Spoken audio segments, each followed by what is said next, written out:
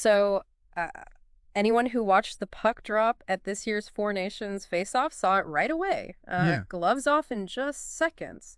I mean, Matthew and Brady Chukka, JT Miller, all right there mixing it up with Team Canada. Wow. And it really, I think, brought up this question again. You know, we've been talking about it a lot lately with hockey, but it never really seems to go away. And is fighting in the NHL. I mean, does it still belong, especially today?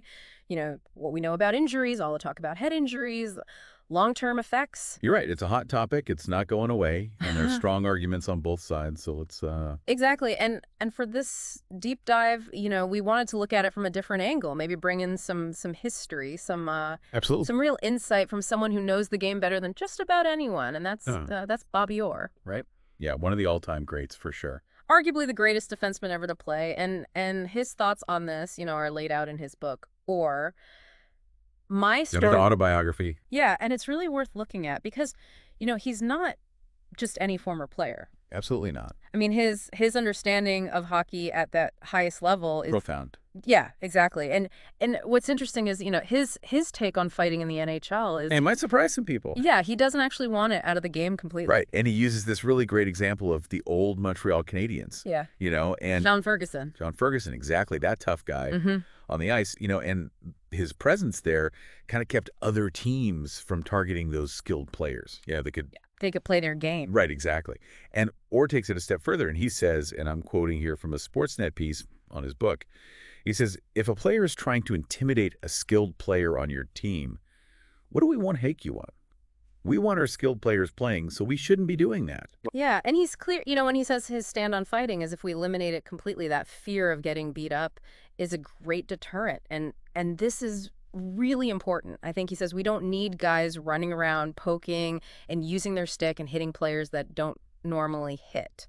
So he's not saying, let's just have a brawl every game. No, not at all. Yeah. He's not a fan of those pre-planned fights, you know, the ones that happen right off the face-off. Absolutely not. He's talking about players being accountable, you know, in the heat of the moment. If there's a dangerous play, a dirty hit, you have to answer for it. Yeah, and that's a really interesting point because can that kind of self-regulation even work in today's NHL? You know, it's so fast-paced. Right. Can you really keep things in check that way? It's a big question. And Orr believes that it's the players who should be policing this. You know, he says, let the players police the ice. They'll straighten it out. There'll be an understanding. Wow. So he really has faith in that threat of retaliation, right? He does. He thinks that keeps things in line. It's fascinating. And protects the skilled players, you know? It lets them do what they do best. Exactly. So what can we take away from all this?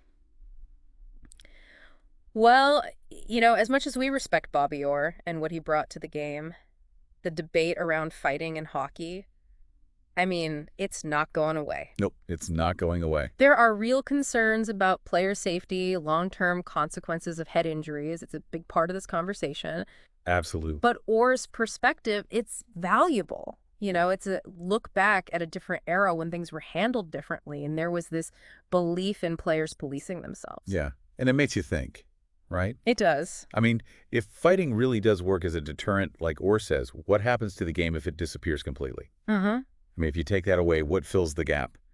How do you protect those skilled players from dangerous play? You know, do you need new rules, stricter refs? I mean, it's complicated. No easy answers. No, it's definitely something to think about. It is. That's for sure. Okay. Well, thanks for joining me for this deep dive into fighting in the NHL. And, you know, it's something we're going to keep following as the season continues. Looking forward to it. All right. Thanks again.